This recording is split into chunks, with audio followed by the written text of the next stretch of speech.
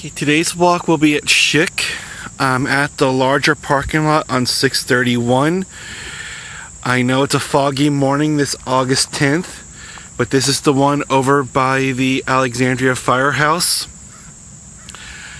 Most of Schick is in agricultural use, as you can see by the crops in front of me, but many of the fields offer perimeter trails. Trail system is actually maintained by a horse association in Alexandria, and at the parking lot you will find a mounting block to get up on the horse if you do come here with a trailer and need the aid to get onto the horse. It is a rolling topography, as you can see by the fog sitting in the background. So again, Schick is a good place to offer a nice cardio workout for hiking, running, biking off-road, or even cross-country skiing in the wintertime. The section I'll be doing today is not the one here at this lot, but off of the Hickory Corner parking area. So let me shift locations and we'll get started on the walk.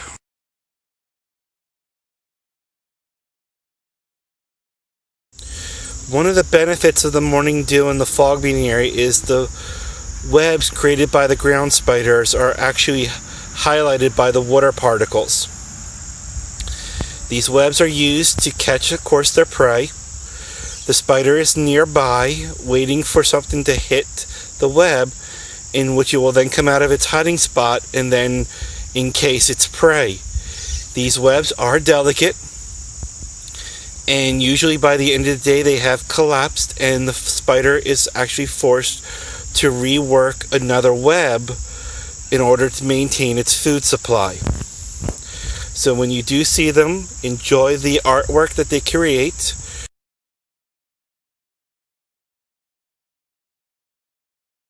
I've made reference in other videos of emerald ash borer. These are two adult ash trees that are on the verge of their death. As you can see, the bark has been stripped from the surface, indicating the infection. Basically, the emerald ash borer has girdled the tree on the inside by eating most of the sapwood up and denying the nutrients from reaching the top of the tree. Ash is common in Schick along the hedgerows, and it is an issue with these trees because it will thin out the brush line and the tree line. Hopefully other trees will take their place, but until something is done to regulate the full control effects of the emerald ash borer, ash is going to be disappearing from our wood stands.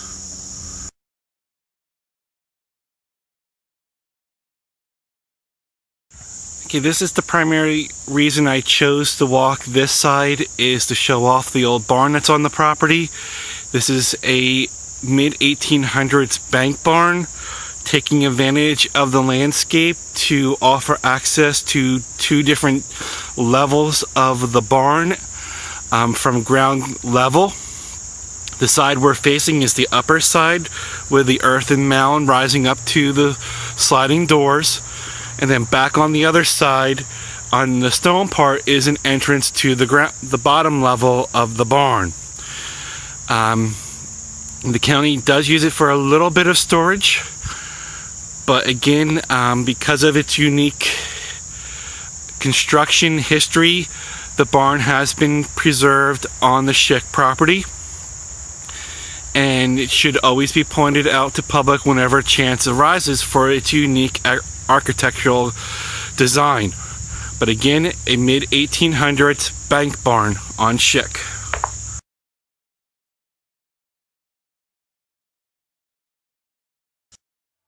This is in a further advanced stage than from when we previously saw it at Colbrook, I believe.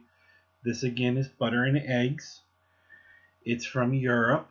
Also grows in the waste areas and along field edges. The orange coloration acts as a nectar guide for insects by having them follow a spur to the well of the nectar inside the flower head.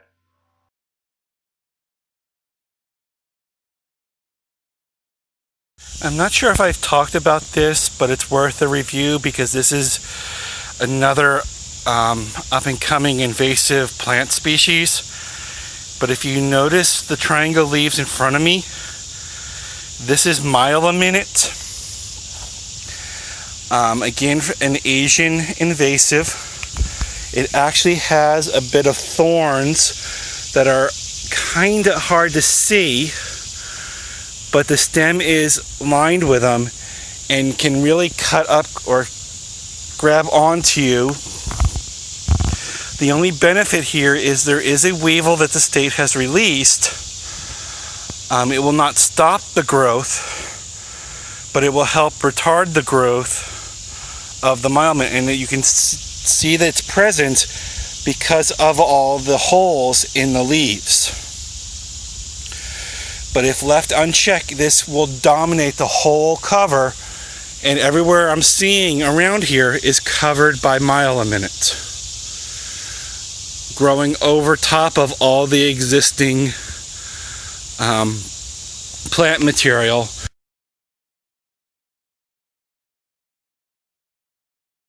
In the far corner of the field along Hickory Run Road, you'll find where the trail enters the woods. It is marked by one of our trail markers, but it sits off a little bit from the field, so be on the lookout for it. But again, it is a sodden trail, dirt exposed, so should hopefully be easy enough for you to follow and find.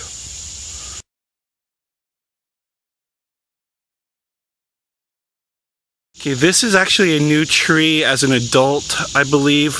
I've not talked about before, but you can see that it's got a sort of a very flaky bark, but also very white in nature.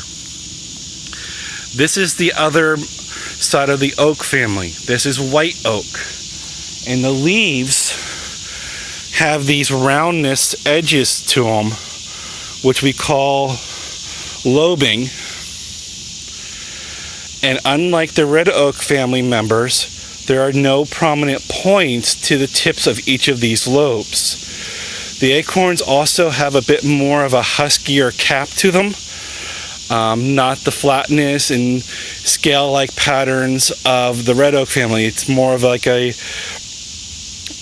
fur cap type appearance on the acorns. But they are both members of the same genus, the Quercus, for the oak family.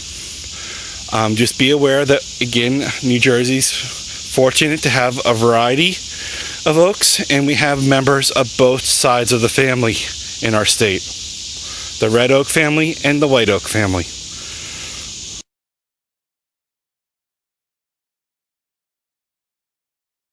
Okay, these mushrooms are a fungus referred to as turkey tail because of the arcing patterns that you see in their formations. As you can see, they're all over this log. But what you need to remember with a fungus is that more than 90% of the fungus is actually inside the object that it's growing on. So what we see here is basically only the reproductive part, and all the root structure is up and down this log, slowly decomposing it to, in time, turn it back to soil. The other item growing here is lichen. It's a mixture of another fungus and an algae, where it's a symbiotic relationship, where one is processing the chlorophyll, making energy, and passing it off to the fungus, which is collecting the nutrients also from the log. And to remember the saying of lichen, my colleagues use the saying, algae met a fungi and took a liking to them. But this is just a decomposition of nature, because in time all the plant material and fung items do need the soil to maintain and regrow in, and it's the fungus and the lichens that recreate the soil and recharge it by releasing their nutrients back into the ground.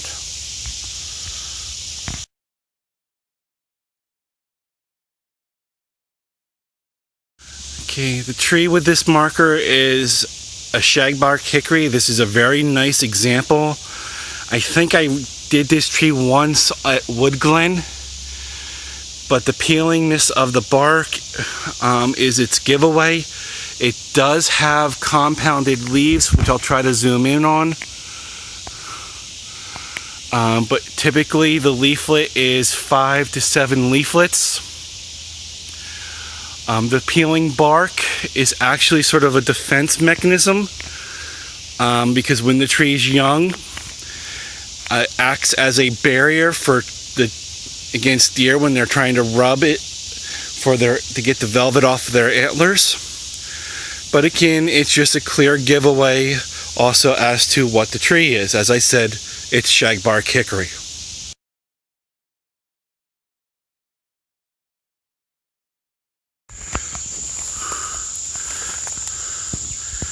Okay, if you notice the dark vine climbing this tree, you probably already know it's poison ivy.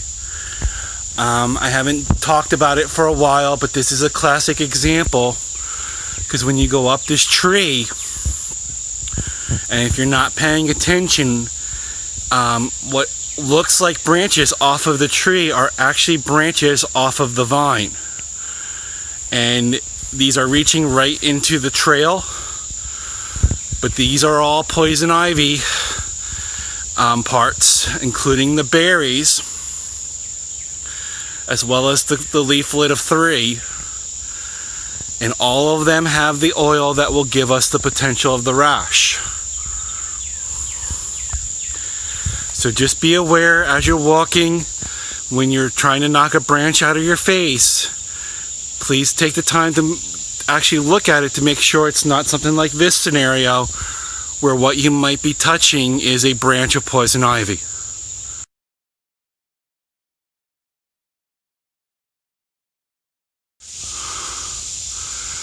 I've hit a small grove of old cedar trees.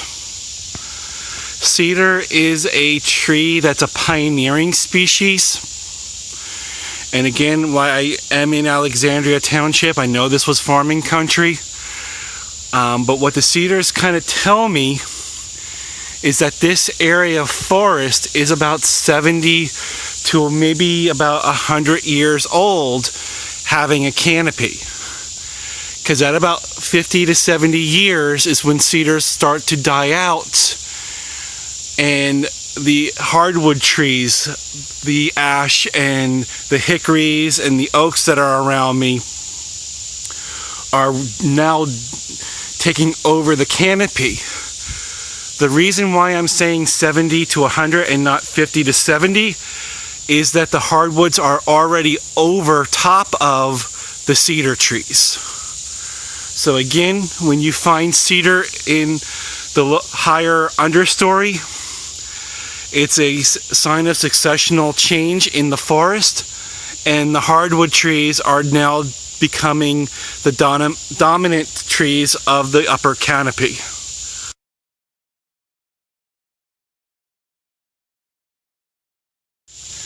Okay, there is a little creek at some point on the wooded trail that you have to cross.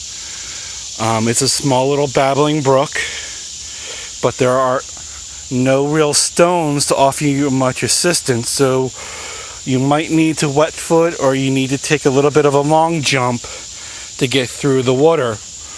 And if it's after a frequent storm, it actually just may be even higher, and you will definitely have a wet foot when you attempt to cross the creek. So just be aware of the conditions so that you're not surprised when you come across it. It is a nice little muddy area to trap prints. Unfortunately today, the only ones I'm finding are the very common deer tracks that are in the area using this as a crossing as well.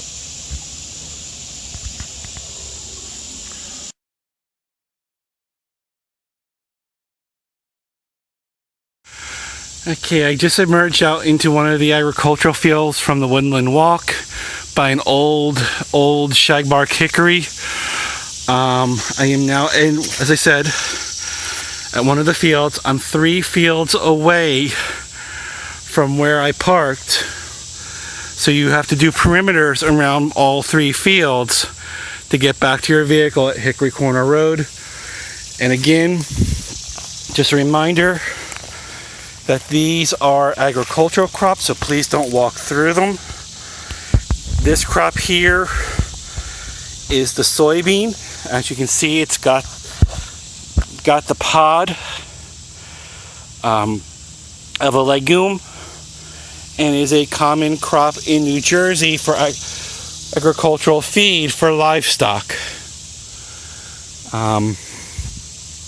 But again, now that this fog is burned off, you can see how there's a rolling hillscape to the fields of Schick, which again, if you're looking for a cardio workout, be it hiking to cross-country skiing, the perimeters of our fields offer a good workout.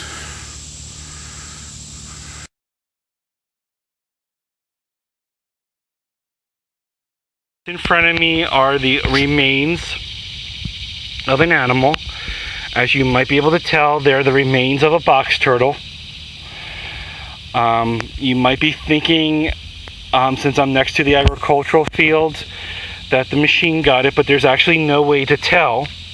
My hopes is actually that a raccoon or a fox maybe got the turtle. The remains were here when the machines came through.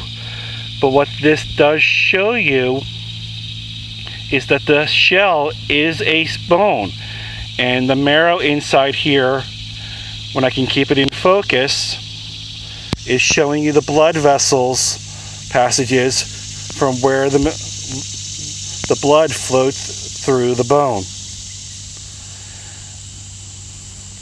But again, the remains of a box turtle along the field.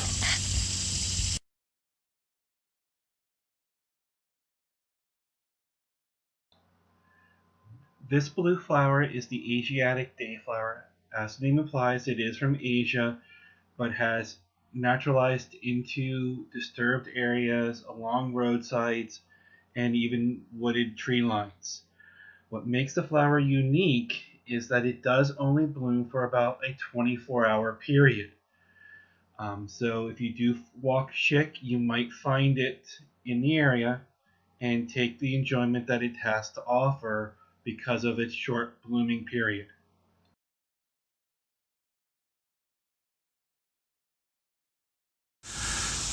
Right, this is me returning back to my vehicle. The fog is burned off now, and again, just giving you a scenic spot that I enjoy at Hickory Corner Roads a lot. Again, showing off the rolling hills of Schick and the far distant Musconetcong Ridge and the Musconetcong Valley before it. As stated probably in other videos, most of the trail system at Schick is perimeter of the agricultural fields. Just be aware that the farmer does not have to mow the edge of the fields as often as we mow places like Deer Path. So expect the possibility of some tall vegetation.